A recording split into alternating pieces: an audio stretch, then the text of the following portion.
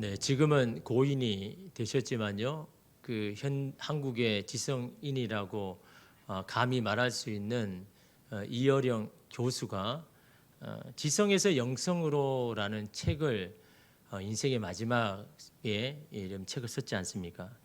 그의 책에서 말하는 게 이 지성의 한계에 대해서 말씀합니다. 자기는 평생 동안 이성과 지성 사이에서 이 방황했는데 거기에는 해답이 없다라는 거죠.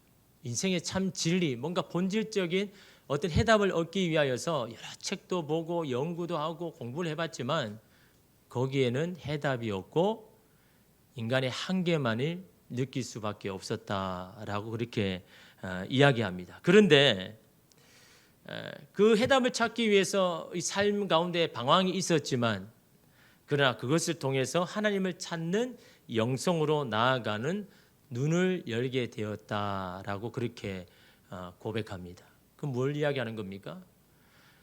한계에 부딪히니까 주님을 찾게 되더라는 거죠. 한계에 부딪히니까 보이지 않는 것을 보게 되고 볼 수 없던 것들을 보게 되는 그런 눈을 갖게 되는 것. 그래서 하나님의 눈으로 바라보고 하나님의 눈으로 삶을 바라볼 수 있는 그런 눈을 생긴 것. 이게 영성이다. 하나님의 주시는 거룩한 힘이다, 성품이다 라고 그렇게 이야기를 합니다. 그러면서 여러분 그분이 이야기하는 것이요. 그런 고민 가운데 주님을 찾는 자가 많은데 자신의 한계를 경험하고 안다고 주님을 다 찾는 것은 아니다라는 거죠. 한계를 다 경험한다고 새로운 세계가 열리는 거 보이지 않는 것들을 보게 되지는 않더라라는 겁니다. 하나님 앞에 그것을 깊이 묵상할 때 그때 하나님께서 자신의 눈을 열게 해주셨다라고 그렇게 합니다. 여러분 인생에 많은 사건들이 있잖아요. 근데 그 사건들을 그냥 흘려보내는 사람이 있습니다.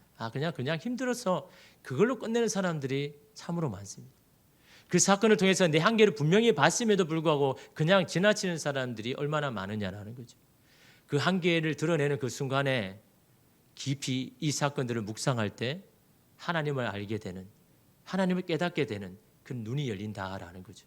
그래서 여러분 마틴 로이드 존스는요, 산상수훈이라는 책에서 믿음은 사고하는 것이다. 믿음이 없는 것은 사고하지 않는 것이다. 깊이 생각하지 않는 사람이 믿음 없는 사람이에요. 믿음 있는 사람은요, 깊게 생각한다는 거죠. 이 사건이 도대체 무엇을 말하고 있는지, 이것을 통해서 하나님 뭘 원하시는지 그 깊이 사고할 때 그 하나님에 대한 믿음이 생긴다. 근데 믿음이 없는 사람들은 그런 사건이 있을 때마다 자기의 생각, 자기의 감정으로 먼저 처리를 다 해버리고 그냥 지나쳐 버리더라라는 거죠. 여러분 우리가 청소년 아이들과 대화를 하면요 참 답답한 게 느껴지잖아요. 근데 여러분 그 친구들은 다른 걸 이야기하는 게 아닙니다. 내가 보고 내가 아는 것, 배운 것 그게 전부라고 생각하는 거죠. 그래서 그것만 계속해서 고집을 하는데 그 모습을 보면 부모들은 사실은 답답하지 않습니까? 야 그래 네 한번 살아봐라. 네 생각대로 그게 되는지를. 그렇게 이런 이야기를 하는데요. 그럼에도 불구하고 여러분 왜 안 됐습니까? 그걸 바라볼 수 있는 눈이 아직 없으니까. 내가 보고 배운 대로만 그것이 진리라고 생각하는 이게 깨어져야 새로운 것을 보게 되는데 그런 눈이 아직 없으니까 여러분 그 자기 것만을 고집하게 되는 겁니다.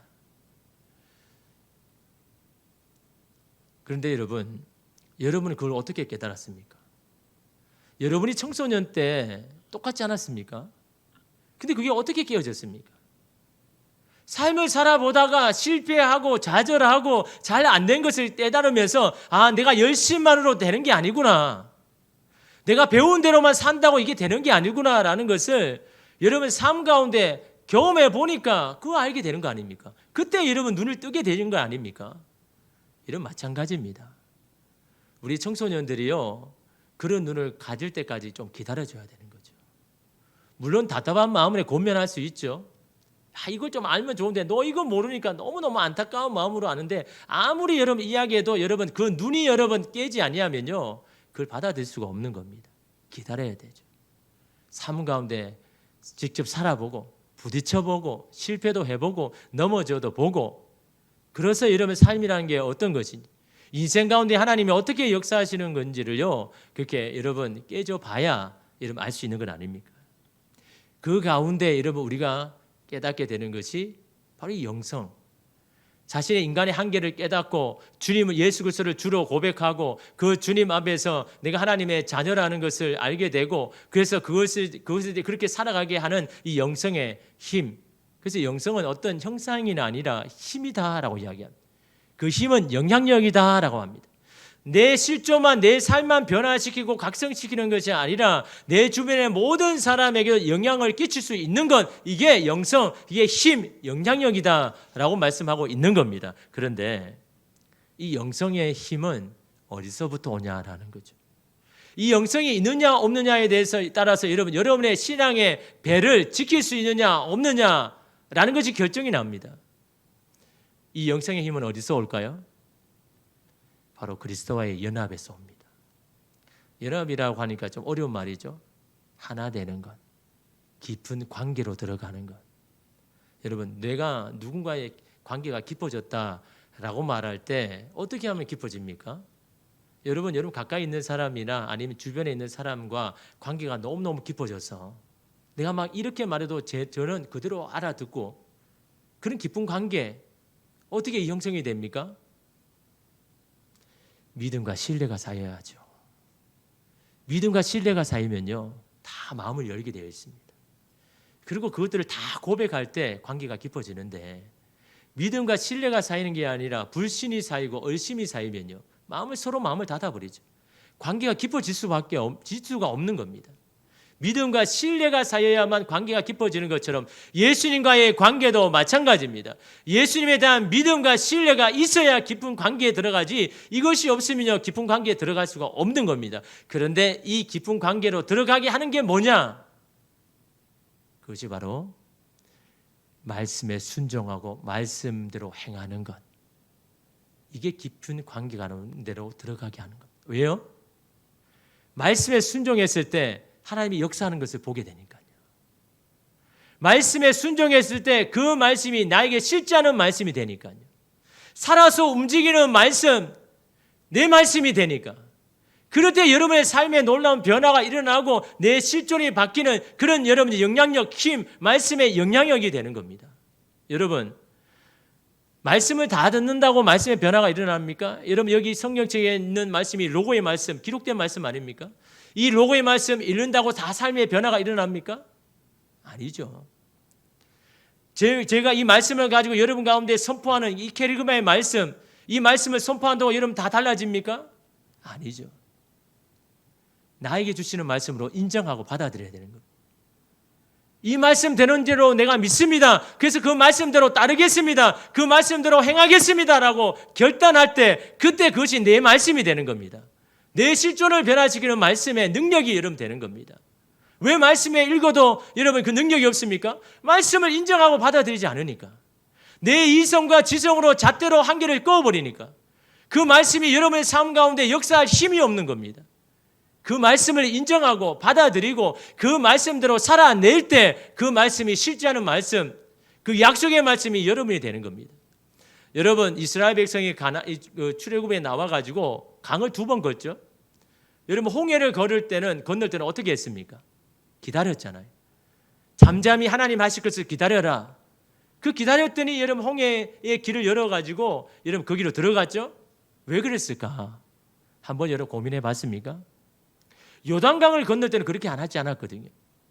왜 홍해를 건널 때는 그냥 기다리라고 하고 하나님 하시는 것을 보라고 하셨고 왜 요단강에서 그렇게 하지 않았는가? 그들의 영적인 수준을 하나님이 아시니까요. 애굽에서 곧 나와가지고 여러분 하나님의 여러분 백성이라고 말하지만 하나님의 백성으로서의 여러분 모습이 있습니까? 믿음이 있습니까? 신앙이 있습니까? 그래서 먼저 보여주는 겁니다. 하나님 어떤 분이시라는 것을. 하나님이 너희 가운데 어떻게 역사하신다라는 것을. 잠잠히 하나님이 하시는 것을 바라보라. 출애굽기 14장에 보면 나와 있지 않습니까? 그 홍해에서 여러분 하나님이 하신 역사를 보면서 그 심령의 열정의 불을 일으키는 겁니다. 나를 지키시는 분, 우리 가운데 역사하시는 분, 애굽의 10가지 신앙의 우상들을 다 무너뜨리시는 분, 그 하나님이 나의 하나님이라는 것을 홍해에 건너면서 신앙에 불이 붙어가지고 이제 하나님의 백성으로 살아가야 되겠다는 결단을 하게 되는 거죠. 그 40년 동안 훈련받지 않습니까? 훈련받은 후에 어떻게 합니까? 요단강을 건너야 가나안으로 들어가는데 요단강이 가로막죠.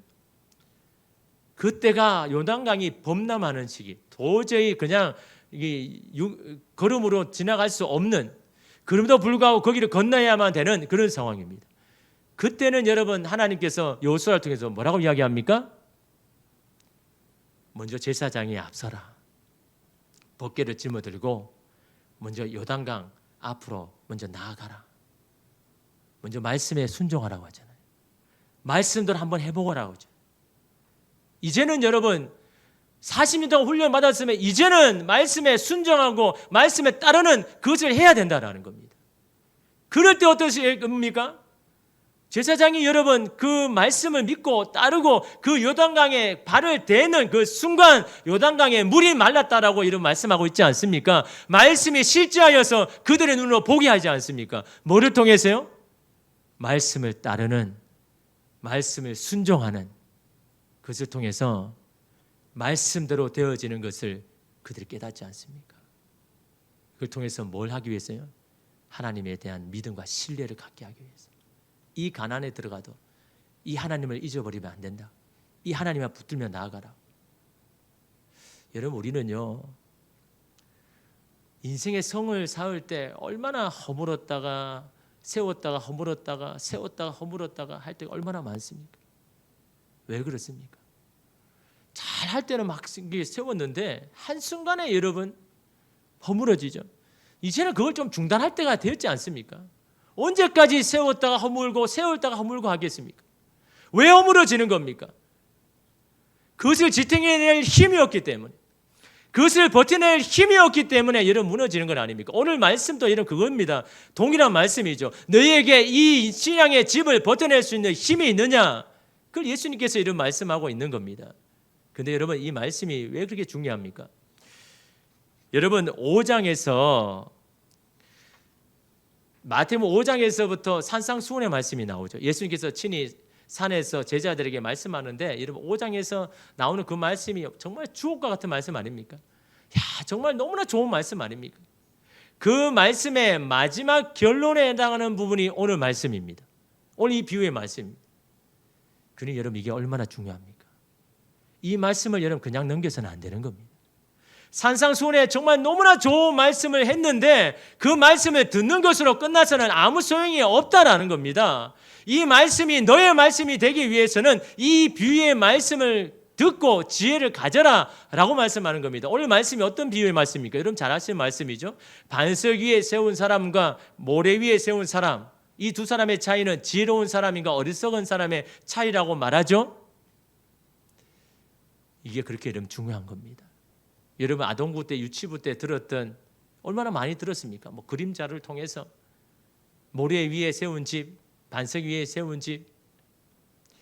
여러분 그것으로 끝나서는 안 되는 겁니다. 말씀이 여러분을 말씀 되기 위해서 오늘 본문의 말씀을 붙잡고 나에게 주시는 말씀으로 여러분 여겨야 되는 거죠. 여러분 오늘 말씀에 여러분 보면 집에 대해서 이야기를 합니다. 집에 대해서 이야기하는데 여러분 이 유대인들이 짓는 집을 모습을 여러분 보아야 됩니다. 이스라엘 사람들은 보통 그 지역에 가난에 있는 사람들은 집을요 대부분 언덕 위에 짓습니다. 산 위에 짓던가. 여러분 이스라엘 산들은요 다 바위산, 암석입니다. 산 위에 짓는 것은 여러 가지 이유에 있었겠죠.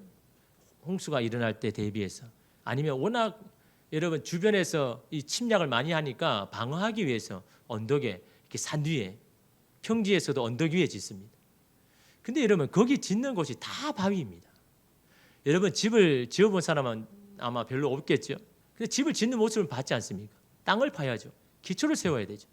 근데 그 기초가 다 바위입니다. 그 바위를 쪼개 가지고 기초를 세워야 되는데 얼마나 힘들겠습니까, 여러분? 그렇잖아요. 그냥 모래에 푹 파가지고 삽으로 파가지고 하면 금방 여러분 이게 집을 지을 건데 이 바위에 이러면 집을 지어야 되니까 바위를 쪼개가지고 막 팔려니까 얼마나 힘과 시간이 여러분 들겠습니까? 그런데 여러분 그 바위가 아닌 다른 곳에 집을 지으려 하니까요. 다른 곳은 사막 아니면 말라버리는 계곡밖에 없는 겁니다. 거기서 지으면 쉽죠. 금방 여러분 짓겠죠. 근데 이런 뭐가 문제입니까? 이스라엘이 건기와 우기가 확실하죠. 근데 우기철에는 우리나라처럼 장마로 뭐 3일, 4일 이렇게 계속 비 오지 않습니다. 잠깐 비 오거든요. 잠깐 내렸다가 그치는데 그럼 우리가 생각하기에 뭐 잠깐 내리는 비에 그냥 뭐 계곡, 말라버린 계곡이 지으면 안 되나라고 생각되지만 여러분 그렇지 않습니다. 이스라엘 다 바위산이라고 했잖아요. 바위가 비를 좀 흡수해 줘가지고 좀 천천히 내려보내야 밑에 사람이 그걸 대비하는데 바위산이다 보니까 비가 내리면 그대로 다 흘러버리는 겁니다. 그래 작은 양이라고 해도 그것을 여러분 버텨낼 수가 없는 거죠. 문제는 그렇게 가끔씩 올 그 비 때문에 문제가 생기는 거예요. 그 작은 비로도 그 계곡을 범람시킬 만한 그런 지형인 겁니다. 예수님은 바로 그 몇 프로도 안 되는 경우가 닥칠 경우에 상황을 두고 말씀하죠. 25절에 보니까요. 비가 내리고 창수가 나고 바람이 불어 그 집에 부딪히되 무너지지 아니하나니 이는 주추를 반석 위에 놓은 까닭이다라고 이야기합니다. 여러분 비가 내리고 창수가 나고 바람이 분다는 것은 인생의 위기를 말하죠. 자신 한계를 드러낼 때를 말합니다. 다시 말하면 내 인생의 집이 튼튼한가 무너지기 쉬운가는 언제 여러분 드러난다고요? 한계를 드러낼 때 비가 오고 거센 파도가 칠 때 그때 드러나는 거죠. 평상시에 잘 모릅니다. 내 인생에 배가 뭐 괜찮은 것처럼 그게 느껴지지만요. 비가 내리고 창수가 날 때 그때 깨닫습니다. 그때 버티는 집이 있고 무너진 집이 있더라는 거예요. 여러분 이 코로나로 우리가 알게 되는 사실이 뭡니까? 코로나 전에는 사실 우리의 신앙이 좀 괜찮은 줄 알았죠. 예배 나오고 교회 나오니까 그래도 뭐 괜찮은다 생각했는데 이 코로나 딱 되면서 현장 예배는 중단되고 온라인 예배로 딱 전환될 때 그때 여러분 우리가 깨닫잖아요. 야, 우리가 지금까지 해왔던 이 신앙의 루틴이 이거 하나 버틸 수 없는 그런 신앙이었다는 것을 여러분 알게 되지 않습니까? 여러분 예배의 시간 그 한 시간이 얼마나 중요합니까? 근데 우리는요 이 편리함이라는 유혹에 빠져가지고 이 예배 시간 우리가 몇십 년 동안 해왔던 그 예배의 시간이요 한순간에 미뤄지지 않습니까? 고무줄처럼 내 상황과 형편에 따라서 막 이 시간이 여러분 막 달라지지 않습니까? 그런데 여러분 예배의 그 시간의 타협이요 모든 신앙의 부분에서도 다 타협하고 있다라는 거예요. 여러분 우리가 그걸 보게 되잖아요. 그러면서 깨닫는 게 뭡니까? 일주일 만에 우리가 이렇게 함께 모여서 예배드리는 이 한 시간이 지금까지 내 신앙을 버텨오고 지켜왔던 힘이 되었다는 이 한 시간이 얼마나 중요한지 이 한 시간을 헛들어 보내서는 안 된다라는 것을 이 한 시간을 통해서 내 일주일의 삶이 결정난다라는 것을 여러분 우리가 깨닫지 않습니까? 그래 여러분 이 예배 시간에 여러분 이 한 시간이 얼마나 중요합니까? 그래서 여러분 예배의 성공이 삶의 성공이다 승리다라는 게 그냥 나오는 게 말이 아닙니다. 예배의 한 시간이지만 그 한 시간을 통해서 하나님이 주시는 그 말씀을 깨닫고 다시 결단하고 그 말씀 붙잡고 살아갈 때 여러분 그 한 주의 삶이 하나님께서 일하시는 놀라운 역사를 여러분 보게 되는 여러분 그 사건 아닙니까? 그러나 여러분 26절에 보십시오. 나의 이 말을 듣고 행하지 아니하는 자는 그 집을 모래 위에 지은 어리석은 사람 같으니 이 모래 위에 지은 어리석은 사람 어떤 사람일까요?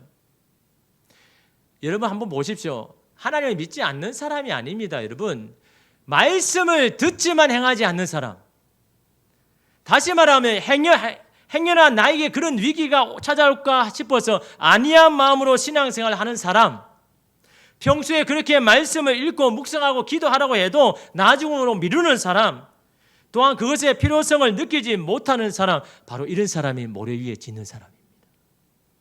다른 사람이 모래 위에 짓는 사람이 아닙니다. 나는 그 사람이 아니다라고 여러분 쉽게 말하지 마십시오. 그런 사람에게 위기가 찾아왔을 때 어떻게 된다고 합니까? 27절에 보십시오. 비가 내리고 창수가 나고 바람이 불어 그 집에 부딪힘에 무너져 그 무너짐이 심하니라. 무너지는데요, 그냥 무너지는 것이 아니라 무너짐이 심하니라. 다시 말하면 다시 회복되지 못할 정도, 완전히 부서져 버렸다. 여러분, 중요한 사실이 뭡니까? 이 집이 언제 지어집니까? 비가 올 때 그때 짓습니까? 비가 오기 전에요. 비가 오기 전에 지어져야 되는 겁니다. 창수가 나기 전에 지어져야 되는 겁니다. 비가 와가지고 어쩔 수 없는 상태, 그때 여러분 뭐 짓는다? 안 되죠. 이미 평소에 이러면 지어져야 되는 겁니다. 내 신앙을 지켜낼 수 있는 힘, 평소에 이런 마련해야 되는 겁니다. 위기가 닥쳤을 때 아무리 해도 이런 나를 지킬 수 있는 힘이 없는데 그럼 어떻게 이런 버틸 수가 있습니까? 여러분, 유땡땡이라는 연예인 여러분 잘 아시죠? 구체적으로 언급하지는 않겠습니다. 여러분 다 잘 아시죠? 얼마나 바쁘신 스케줄입니까? 집에 돌아오면 한밤중이라고 하더라고요. 근데 그가 한밤중에 집에 돌아와도 결코 한 번도 거르지 않는 게 뭡니까? 운동이라고 하죠. 그래서 그냥 타협할까 싶어가지고 아예 그냥 이 집으로 올 때 집으로 오지 않고 그냥 헬스장 가버린다고 하죠. 거기서 운동을 몇 시간 정해놓은 그 시간 그 운동을 한다라는 겁니다. 여러분, 하루 종일 여러분 촬영하느라 시달렸습니다. 온몸은 천근만근이죠. 그냥 쉬고 싶은 마음이 얼마나 많겠습니까? 그냥 오늘은 그냥 쉬자라는 마음, 유혹이 올 때가 얼마나 많습니까? 그럼에도 불구하고 여러분 왜 가서 거기 힘들게 여러분 운동합니까? 그 이유가 뭡니까? 뭐 하기 위해서요? 지금 내가 하고 있는 일을 계속 하기 위해서. 다른 거 없습니다, 여러분. 지금 내가 하고 있는 일을 하기 위해서, 계속 하기 위해서 지금 내가 운동을 하는 겁니다. 그것을 버텨낼 수 있는 체력을 갖기 위해서 피곤해도 힘들어도 피하지 않고 그 일을 감당하는 겁니다. 그 힘이 결국은 나로 하여금 계속해서 그 일을 하게 되는, 어떤 사람은 자기의 있는 체력을 범심해가지고 자만해가지고 그렇게 할 때 결국 여러분 건강에 이상의 신호가 와가지고 자기가 원치 않게 그걸 내려놓는 여러분 순간이 오지 않습니까? 그게 미련한 사람이죠. 당장 힘든 것만 피하려고 하는, 그게 이런 모래 위에 지은 사람 아닙니까?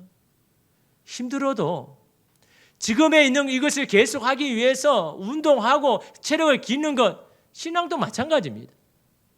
지금은 모르죠. 지금은 괜찮은 것 같습니다. 그러나 비가 오고 창수가 와서 여러분의 신앙에 막 뭐가 닫힐 때, 그때 내 신앙의 집을 버틸 수 있느냐 없느냐, 그것은 평소에 여러분 이미 주어지고 있는 겁니다. 평소에 말씀에 의지하여서 말씀에 순종하고 말씀을 따르는 것, 이게 어려울까 쉬울까요? 어렵죠. 바위에 쪼개가지고 집을 짓는 것처럼 어렵습니다. 쉽지 않습니다. 그럼에도 불구하고 바위를 쪼개는 여러분 시간을 들여야 되고 수고를 해야 됩니다. 기도를 시간을 들여야 되고 말씀 있는 시간을 들여야죠. 얼마나 바쁩니까? 여러분, 요즘 그 피택자 교육을 지난주부터 시작했습니다. 아마 곡소리가 날 정도로 힘들 겁니다. 새벽 예배 참석해야 되고 1시간 기도해야 되고 성경책 10장 읽어야 되고 큐티를 매일 성경으로 큐티하고 묵상한 글을 올려야 되고 매일 해야 됩니다. 안 하다가 하면 힘들죠. 어렵죠. 그러나 여러분, 힘들지만요, 그 훈련이 나를 지탱하게 합니다. 언제요? 비가 오고 창수가 올 때 여러분의 신앙의 집을요 버티게 하는 겁니다. 지키는 겁니다. 다른 게 여러분을 지켜내는 게 아닙니다. 평소에 지어왔던 내 신앙의 집, 믿음의 집, 기도의 시간들, 말씀 있는 시간들, 그것이 모이고 모여서 내 안에 주님의 주시는 말씀의 능력이 내 안에 있을 때 여러분 그것이 버텨내는 겁니다. 그 훈련을 여러분 하는 거 아닙니까? 그런데 여러분, 말씀을 듣지만 행하는 자가 여러분 그걸 버티지 않습니까? 모래 위에 지은 사람도 말씀을 들었습니다.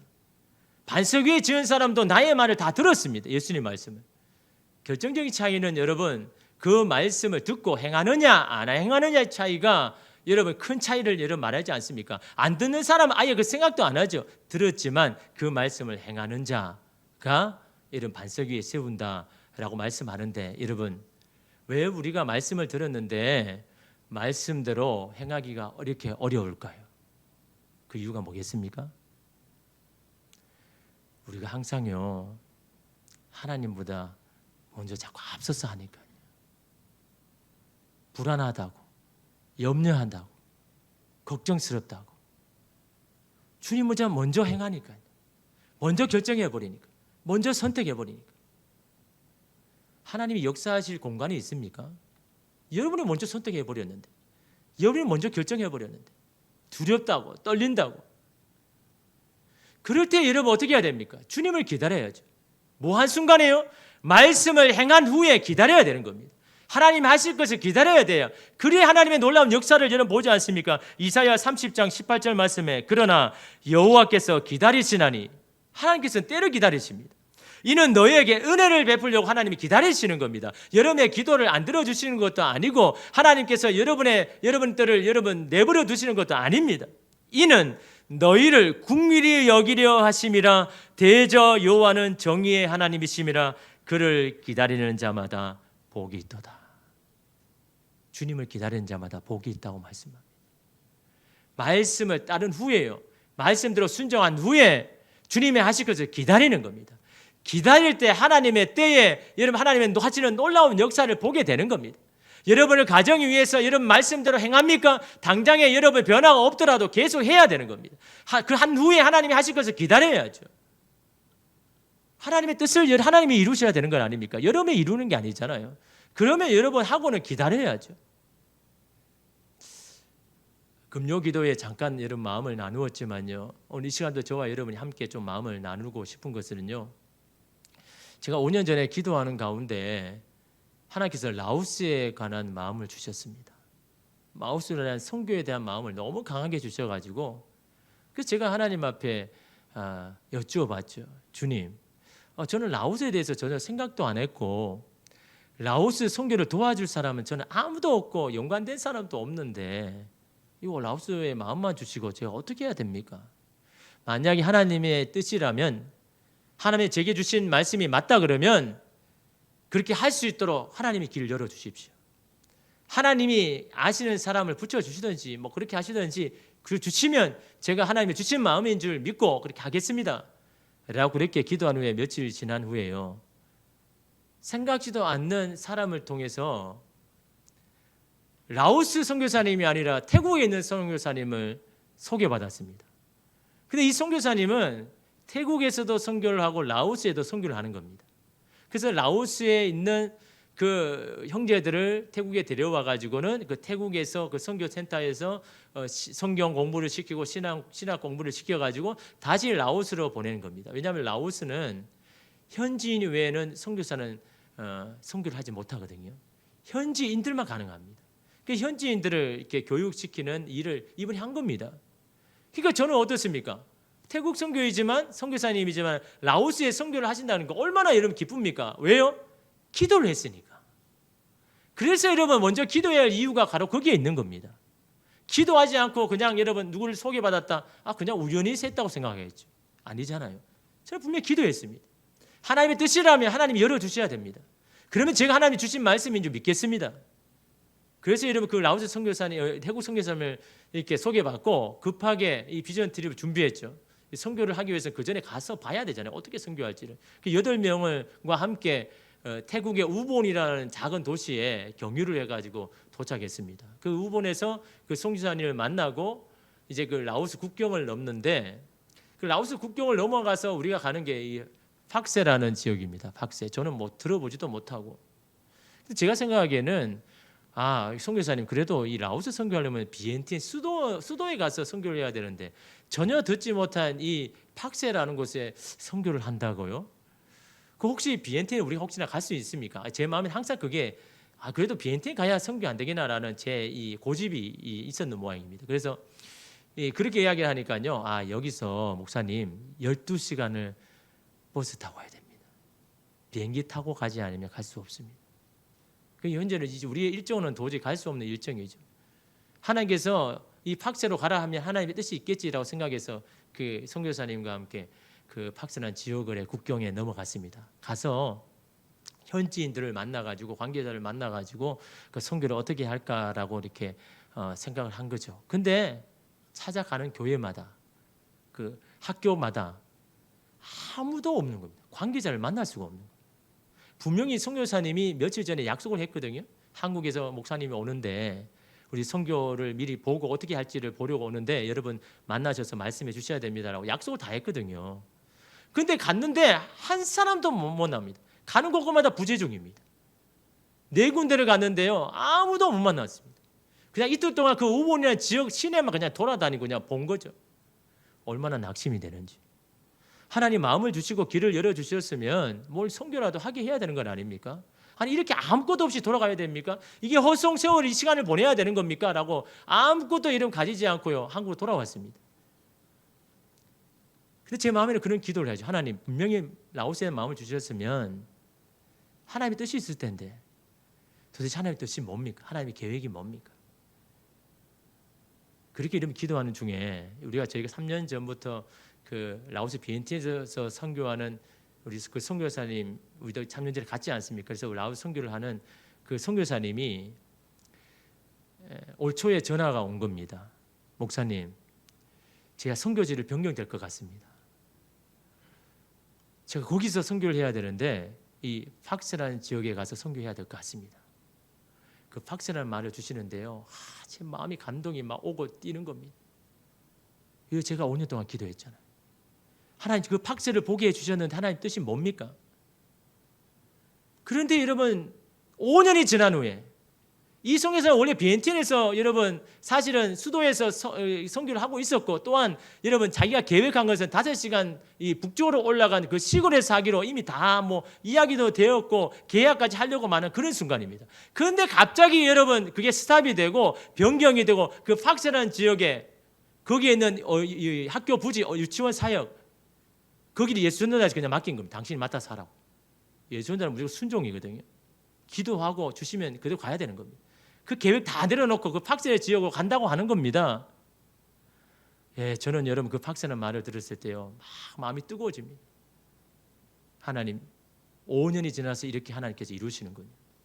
그 팍스에 있는 유치원 부지가요, 소망교회에서 이미 오래전부터 임대를 했습니다. 90년 동안 임대를 해가지고 라오스 땅에 외국인이 못 사니까 임대를 해서 거기 유치원을 짓고 또 학교 부지를 이렇게 다 정리를 하고 기숙사를 해놓고 했는데 몇 년 전에 3년 전에 거기에 있는 현지 하는 선교사님이 건강상 이유로 치매 때문에 한국으로 귀국하게 된 겁니다. 그게 더 이상 못 돌아오죠. 파송할 수도 없고. 거의 3년 동안 여러분 비워진 겁니다. 금요일 오신 분 봤을 겁니다. 기숙사고 뭐고 다 막 버려둬가지고 그냥 거기를 예수전도단에서 소망교회에서 예수전도단을 넘겨가지고 예수전도단에서 그럼 이걸 맡아서 해주십시오라고 그 예수전도단에서 이 선교사님에게 막 이름한 거죠. 당신이 가서 이제는 방치된 그곳에 다시 새롭게 해라라고 그렇게 여러분 보냈습니다. 근데 여러분 제가 거기 갔을 때는요, 그 선교사님이 그걸 하고 있었기 때문에. 근데 만약 여러분 제가 그 선교사님 그때 하고 있던 선교사님 연결이 돼가지고 했다 그러면 어떻게 될까요? 그 다음에 이 선교사님이 치매에 걸려가지고 귀국하면 실컷 준비하는 게 아무것도 안 돼버리잖아요. 하나님의 때가 아닌 겁니다. 5년을 기다리겠습니다. 그래서 여러분 이 하나님의 뜻을 여러분 이루지 않습니까? 하나님 여러분 이렇게 하시는 분입니다. 주시는 마음에 순종해서 그것을 행할 때에 지금은 아니라고 해도 때를 기다리면, 하나님을 믿고 기다리면 하나님의 때에 이루시는 분이 하나님이시라는 것을 저는 여러분 이것을 통해서 더욱더 여러분 확고하게 깨달았습니다. 이제는 여러분 하나님 주시는 말씀에 순종한 후에 이제는 두려워하지 않죠. 하나님의 때가 있으니까, 하나님 이루시는 때가 있으니까. 여러분 주님 앞에 우리가 할 수 있는 건 다른 거 아닙니다. 들은 말씀에 반응하고 순종하고 행할 때 그때 하나님은 하시는 놀라운 역사를 보게 됩니다. 그럴 때 그 하나님에 대한 믿음과 신뢰가 우리 가운데 있을 때 그것이 우리의 신앙의 배를 지탱할 수 있는, 버틸 수 있는 여러분 힘이 되는 겁니다. 비가 오고 한계가 드러나고 더 이상 우리 힘으로 할 수 없는 그때에 내 신앙의 힘이 그것을 버티게 하는, 비가 창수가 와도 버틸 수 있는 그 신앙의 짐. 여러분 오늘 이 본문의 말씀드렸잖아요. 산상수훈의 좋은 말씀 들으면 뭐합니까? 그 말씀이 여러분의 말씀 되어야죠. 그 말씀이 실제하는 말씀이 되어야죠. 여러분의 삶에 영향을 끼치는 말씀이 되어야 되지 않습니까? 그 말씀의 힘과 영향력이 어디에서 옵니까? 말씀을 행할 때에, 말씀을 따를 때에, 말씀에 순종할 때에 우리를 버티는 힘이 바로 거기에서 온다는 것을 여러분 깨닫고, 하나님이 주시는 그 말씀, 저와 여러분이 주시는 말씀으로 받고, 하나님이 서라고 하면 서고, 그러면 그 자리를 지켜내고, 하나님이 가라고 하면 즉시로 하나님 말씀에 순종해 나갈 수 있는 준비가 된 그 사람이 바로 하나님과 동행하는 사람 아닙니까? 그 훈련을요, 평소에 훈련해야죠. 평소에 여러분 준비해야죠. 우리 여러분 그런 준비를 여러분 해나가는 저와 여러분 되기를 간절히 소망합니다. 기도하겠습니다. 주님.